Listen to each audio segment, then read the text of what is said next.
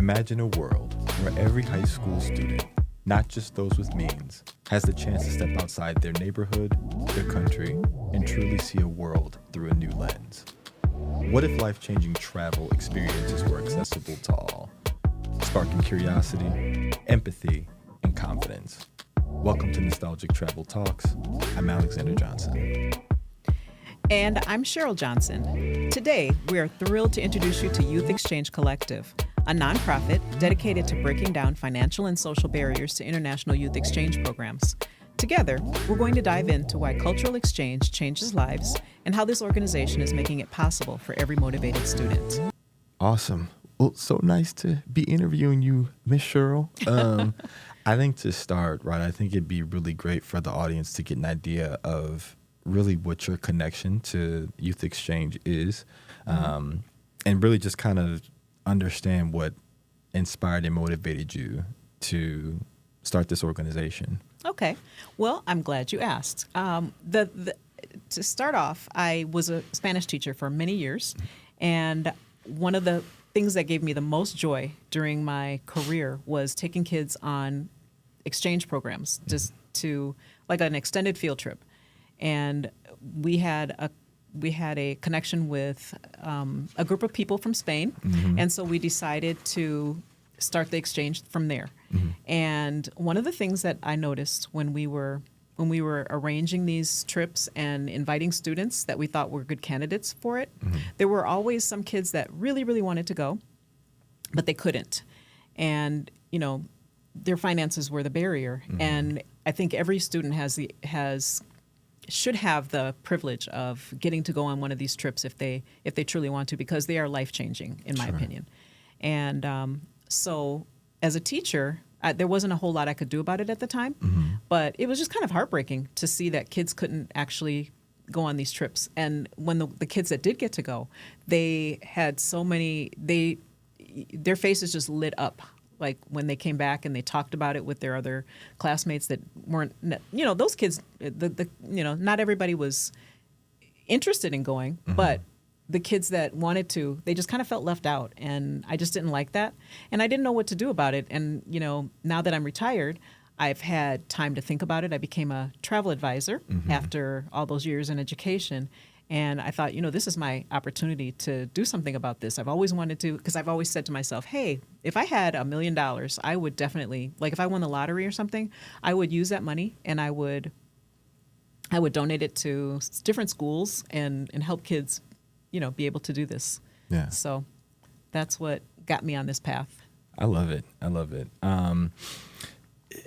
I think that kind of answers kind of the next thing, you know, I was curious about in terms of challenges. I mean, I think you hit kind of the nail on the head, right? The biggest barrier being financial. Is there anything else that you can tell us that, like maybe you were there? Could you talk about maybe some of the challenges that you might have faced or the group might have faced while you were there that also have kind of fed into, you know, you ultimately putting together this collective? It could be cultural, anything. Oh, absolutely. I think one of the things that kids don't realize when you're in a teaching situation, I don't think it's just kids, it's just people in general. What you don't realize is that when you are learning something in a classroom, it's just very abstract. And when you actually get a chance to go out and be in the world and see things, you were like, I remember, for example, we were talking to kids about, you know, in Spain, they have a siesta in the afternoon, right? And, you know, we would talk about it in class. And I remember this girl, we were on a trip and we were in, I don't even know what city we were in. Some city in Spain. It was probably a small town. And all the stores were closed in the afternoon. And I just will never forget, she said, I know you talked about this in class, but I didn't think it was real because we had to wait. And being Americans, we're used to just doing stuff. We're very impatient, and that's not something you can teach people, like what it's like to be in a different culture and how you do definitely have to slow down. Yeah. For example, we were, you know, when you go, and I'm guilty of it too. You go to a restaurant and, you know, you eat and you're waiting for, you know, and here, you know, the waiter or waitress is always coming to the table, making sure you're okay. Yeah. and checking on you and everything. But when you're in Spain, it's they like to give you time, Of course. so you can just have your conversation. They don't want to rush you, and it's very difficult for people sometimes to adjust to something like that. Sure. I mean, you're in and out maybe within an hour. Yeah. And this is how you know it's a good restaurant. When you're in Spain and you got people waiting outside, it's the club trying to get in, Yeah, exactly. And that's how you know it's a good restaurant. I love it. So it's things like that. That's definitely one of the things that, when you asked that question, came to mind. How the textbook is just very static, and when you actually get a chance to take kids places, Right. it just brings it to life. You know? No doubt. And I know I've done my fair share of trips with you. I know, real quick before we go on, I know that's when people ask me where I get my travel bug from, I was like, definitely my mom, because, and travel does something to the psyche, something that's completely irreversible. So I love that. Yes. Can you tell us about, okay, so let's back up a little bit. What does a typical exchange program look like for an individual? For the individual student? Individual student, yeah. Okay. Well, generally, we have our group. We get our group together. We find out who's going to go on the trip. And then what we do is we coordinate with the teacher from the other school, because we have to match the kids, because they're going to stay with their host families when they get there, at least for part of the trip. And so we talk. We get, if it's a student that I don't necessarily have in class, I learn about that student. Sure. I have to find out about him or her, and the teachers, our counterparts on the other side of the ocean, are doing the same thing, and we have a lot of discussions. We find out, who we think is going to match personality-wise, and I think we've done a pretty good job of that. And then once we get there, we go through all of the normal things that you do when you plan a trip. Once we get there, they meet their host families, and it's like we say goodbye to them for at least a day so they can adapt, because and they're in safe hands. Yeah, of course. They've got their host parents and their new student sister, their new sibling, so to speak, and they just spend some time with each other, and then we see them the next day at school. So we get there, we arrive whatever day. We let them go off and find their way, and it's really important for them not to have roommates that are Americans. Right. We want them to be immersed in the language. Most of the kids have had at least some background in learning Spanish, Sure. So we give them that chance, and then once they've had that overnight, they come back to school. We talk about it. They're so excited to talk about what happened. And they spend a little bit of time in school so they can see, and that's another thing, they get a chance to compare and contrast what school is like. It's so different than what they're used to in the United States. And so they do that. We don't have them in school all day, because you get kind of bored, because you're not there you're not getting a grade. So we just want them to have the experience, just so they can understand what it's like. And then we take them on field trips during the day when the kids are at school. And we try to avoid going places that we think that the families are going to take them. So we go on field trips, and we get back in time for the end of the school day. And then, again, we just send them off to be with their families. They know where we are. If they ever need anything, there's always that. And then at the end of that portion of the trip, we go to another city so they can get a little bit of an understanding of different parts of Spain. So every group is different. So some groups get a chance to go to Barcelona. It depends. We talk to the kids about where they want to go, aside from Madrid, and we customize every trip that way. And and there are teachers all over the country that are doing this kind of thing, right. And we just want to help them make it easier if they have students that are in the same situation that our students were in. I love that. So piggybacking off of that, right? Unexpected moments, right? I know I've done my fair share of exchange programs. Talk about, obviously you probably can't talk about everything, but could you share with the audience maybe just a couple of things that have really stood out, and like your students have told you that, like, oh, Mrs. Johnson, this was so great, or even you as the educator and the one driving have been able to be like, wow, that was a really cool moment for us. Unexpected, huh?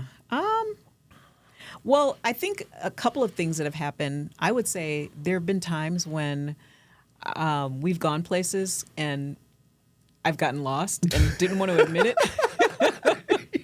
So I play it off and make it a teachable moment. Right. So what do you do when you get lost, guys? And they have to. It's like, who are we going to ask for help? How are we going to find our way? Yeah. And so I'm like, if I were you, I'd probably look for a woman, because you can always trust women with children. Yeah, for sure. And I remember we were going somewhere. I don't know if we were necessarily lost. I might have just wanted to, get them to talk to somebody. And so there happened to be a nun walking around. And so I was like, that's a really good person to ask. And it was just, it was fun. And that I remember that. And it happened again another time. We were in Barcelona. The time with the nun was in, that was in Madrid. But we were in Barcelona. And one of the things that my students will tell you is that I love to walk.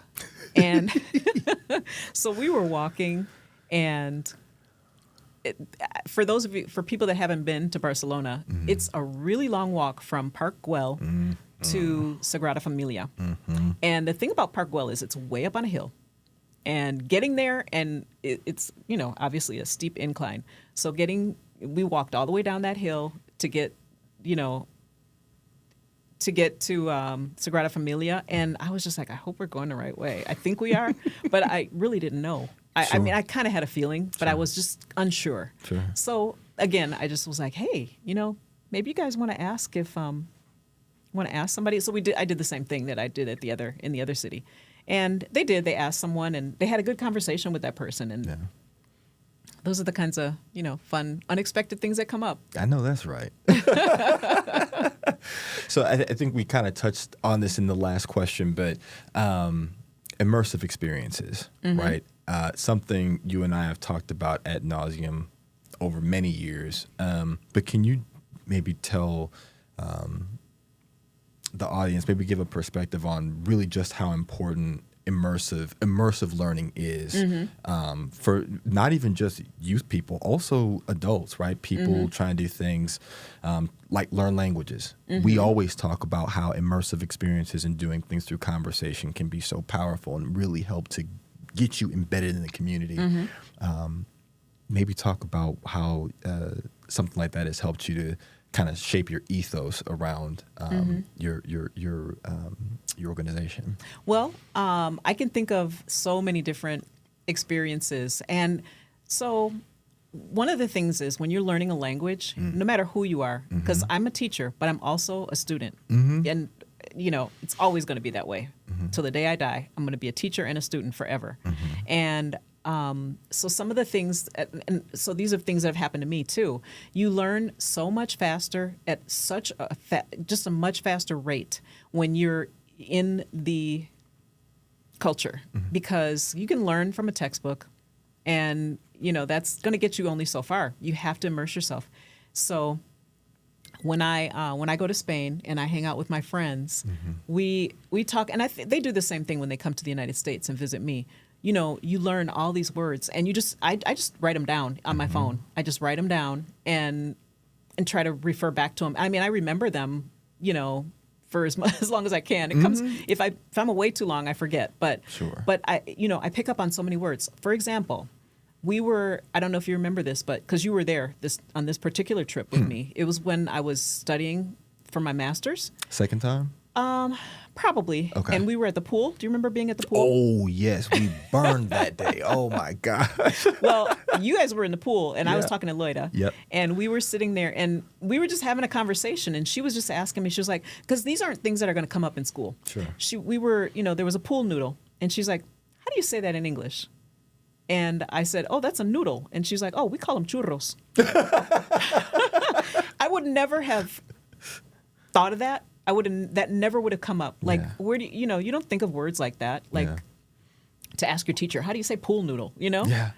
And Yeah. so those are the kinds of things. That's just an immersive experience that you're not going to have any other way Sure. other than to experience it, and going to the store and, buying food, Sure. just things that you don't even think about in daily life. For sure. And when Absolutely. you actually get out there and you're doing it, and and so some of the things that we've done with the students, we arranged a scavenger hunt for them. Oh. And so they had to go to these different places. They had to take pictures, so we knew that they actually did it and that they found the place. I can't even remember some of the clues right now, but it was just a way for them to explore the city in a safe way. And we just stayed in a central location. We went to the Plaza Mayor, Nice. and we got something to drink. We sat down and waited for them to come back.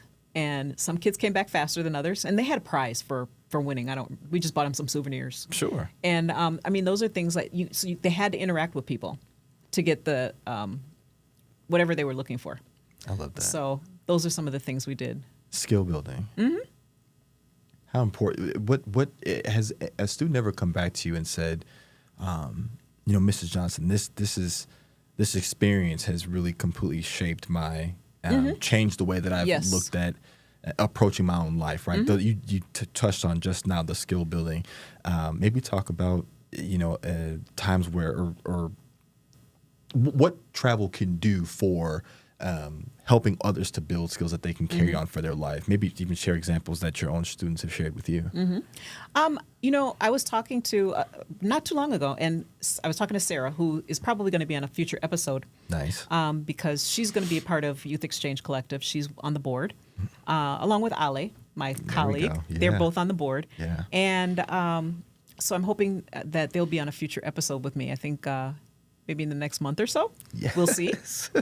And I remember Sarah telling me that, after that, whoever, I don't remember her host students, her host brother, her host sibling, I don't remember the name, but she's gone back for weddings. And, so that this carries on generations, so obviously they've got family ties. And not just Sarah, but there are so many others that have talked about how they've gone back to Spain. They and then the Spaniards come to the United States, and they've got a family now. Like I consider it an extended family. For they've sure. they've got people that they know that they can visit, and I even do that. Like if I have a question, especially when I was still teaching Spanish, if I had a question, I would just text Loida and say, "Hey, how do you say this?" Because I'm having a hard time with that. We would just ask each other questions, ask for help. Sure. I mean, so these are the kinds of things, because it doesn't just affect the students; it affects the teachers too. No doubt. It builds lifelong connections with them too. So those are the kinds of things that we would do. That's the first thing that came to mind when you asked that question. Love it. Love it. Love it. We'll shift gears here just a little bit. Would love to jump into your mission. You have an ethos centered around, compassion, equity, empathy, curiosity. Can you tell us about how you kind of exhibit those things in your own daily life?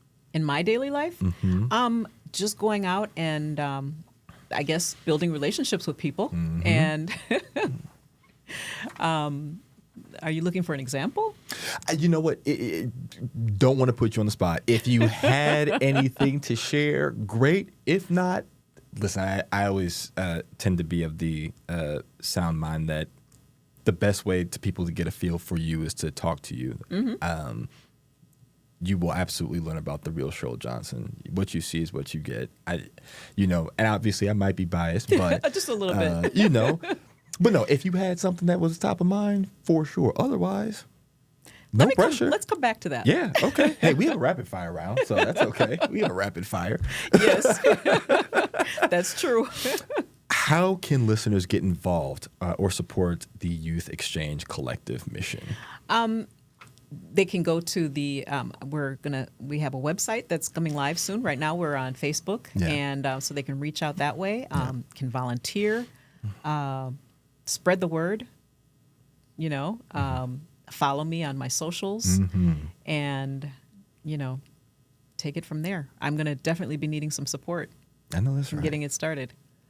And best part, you will always be in contact with her. No middleman. You will be speaking with Cheryl Johnson. Yes, definitely. And I think finally, why is ensuring that access, right, to these kinds of programs? Why is it important for the future communities of the world? I just think that the only way, there's so many problems in the world today, and I think a lot of it comes from people just not understanding each other. People don't know, they're afraid of people that they don't know, and especially when it comes to cultures that they're not familiar with.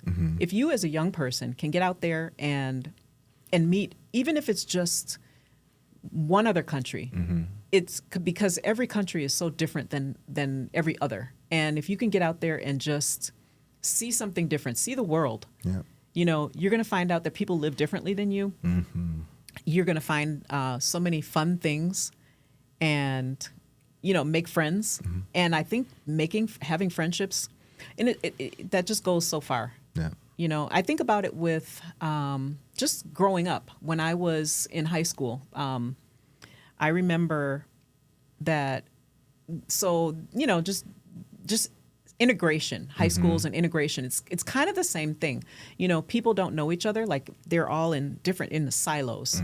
If you're, you got kids over here. I remember when I started high school, that was the year they started the 220 program in Milwaukee. Wow. And that's awesome. So what that meant was they were going to integrate these schools, the suburban schools, so that they would have, a mixture of students. And the thing is, I think what works better is having people live next to each other, and then you're naturally going to school together. For sure. Because one of the problems with that was everybody knew who was an outsider.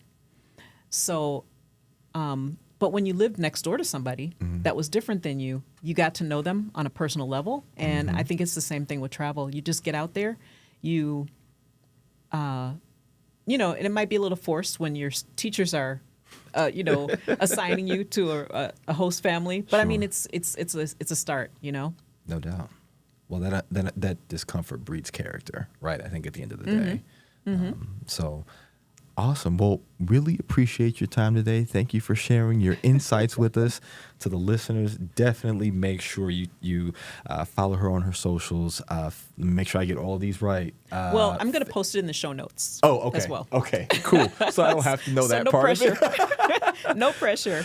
Well, before we go, let's definitely do the quick fire round. Okay. Absolutely. All right. I might ask you some of these quick fire questions too. Let's do it. Let's do it. First one, coffee or tea? Coffee. How about you? I definitely got to go tea. I can't stand the taste of coffee. Oh, you don't put enough sugar in it. That's the only way I'd be able to drink it. Beach vacation or city adventure? Oh, I guess it depends on how tired I am. Like if I'm under stress and I want a vacation, I'm going to the beach. There you go. Yeah. Very relaxing. I think I have to agree with you there. I've lived in big cities as much as I lived in the city of Milwaukee at this point. So definitely beach vacation. I think I know the answer to this. Early bird or night owl? I am a night owl. I like to stay up. You thought I was going to say an early bird? Yeah. No, I get up early when I have to. Okay. But no, I'm a night owl. I'll stay up until 2 or 3 in the morning if I can. Okay. You learn something new every single day. How about you? Definitely early bird. Definitely early bird. I do all my best thinking in the morning. Definitely, I don't know. It's just something about getting up and getting active. I mean, I can adapt. I'm a morning person when I have to be. Once I'm awake, I'm fine, but not my thing.